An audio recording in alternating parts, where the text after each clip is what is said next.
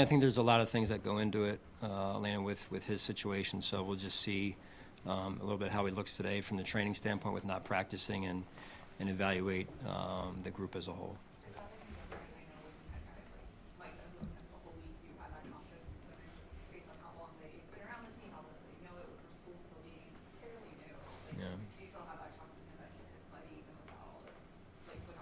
Right, yeah, veteran corner. He's been around us at least, a number of games here, and so he's a pro. That's why I want to see how it unfolds here.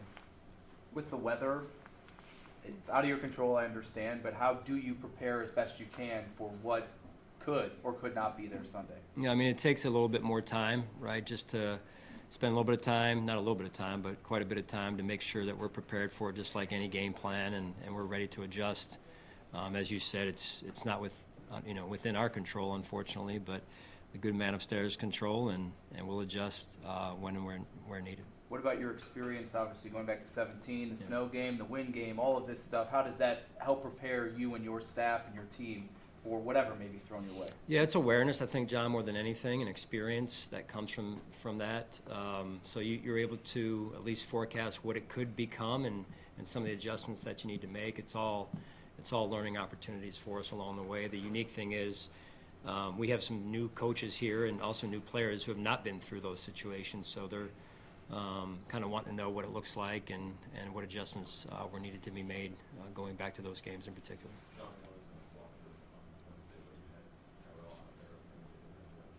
Yeah. Yeah, just kind of the ebbs and flows of a week trying to get back from an injury. So sometimes, you think they're in one spot and they're actually in another spot, and then it just kind of goes one day at a time. Some guys start here and move up here, and he went from here to there, and just what he was able to handle that next day. So you found something encouraging with Johnson to be able to bring him up to practice? Today, yeah. Sean, as you're getting ready for, you mentioned the weather and things like that, does it help the fact that if it is unfavorable conditions, to have a good passing game, does it help the fact that James has been running the ball really well this season, especially as of late? It does, and you guys know we've talked about this before, right? Having a good running game overall is important in this game of football, and then also down the stretch, and in particular because of where we live. Pittsburgh has a good running game. I believe we have a good running game as well, and that is important for both sides, I'm sure. More of the same, just in terms of, I say that with all respect. I mean, he is one of our most consistent players. He's got that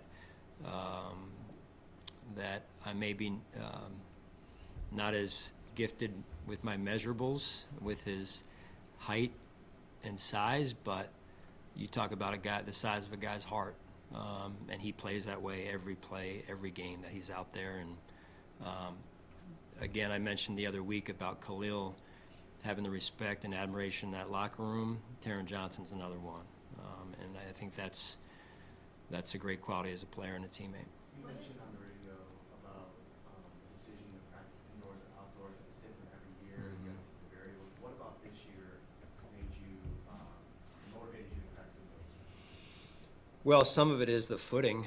Outside is on the grass is tough with how wet it is and how some of the I got to think first and foremost about protecting our players from injury based on where we'd be going to practice. So our groundskeepers do a heck of a job. It's not on them. It's just on this time of year, right? So it's different year to year, week to week, day to day. Today we'll go down to the stadium like we've done before, but if the conditions weren't safe for us to do that, then we would have stayed inside and done that route too. So either way, we figure it out.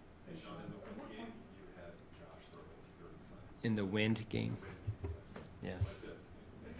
But Yeah, right. I know which one you're talking about. what is it about him that gives you the confidence to still throw it? Yeah. Pretty cool. Yeah, I mean, again, you go back to the scouting process with Josh and the evaluation of who fits in Buffalo, right? Of all the quarterbacks that were coming out that season, who best fits. One of the boxes, so to speak, that we looked at was, can they throw it what's their hand size, all those things in Buffalo, New York, all that, if you have your pick, all that matters, right? If you have your pick of the player you want. So I think that's a lot of what he brings to the table, is that ability, that arm strength, that hand size, and he's played in it before, right? So all those bode well for Josh. How much of an advantage does that give you? Because a lot of times with these bad weather games, you can become one-dimensional to give you advantage to be able to do a little bit of both. Yeah, and you never know. I mean, just because Josh has those qualities, you never really know, what it's going to look like Sunday at 1 o'clock or at 2 o'clock or 3 o'clock. So, but having that ability at least to entertain that option, that doesn't always happen. In the case of, offensive football overall, most people would say we don't have the option, right? So at least we have the option, at least at this point, to entertain that.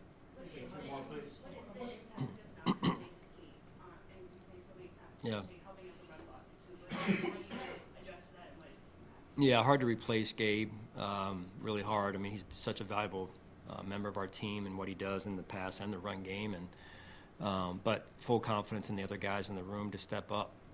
That's what we've shown all season long, and rallied around that, and that's what we expect moving forward. Hey, Sean, at one point this season, did you feel like you got into a rhythm as a play caller? Felt comfortable with everything? Yeah, I guess when it's gone well, I've been in a rhythm, and when it hasn't, right, I haven't. But you just keep learning, keep growing every week, and trying to do the best you can for your team and putting the players in the best position possible. Do you script?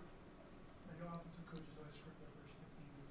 Do you sort of have an idea when you want to send your first pressure and when you want to use this personnel? You get a feel sometimes. Sometimes you script, sometimes you don't. But yeah, you try and get the best feel you can to do the best job you can to put the team in position. Steph Sackler. I'm good. Thanks.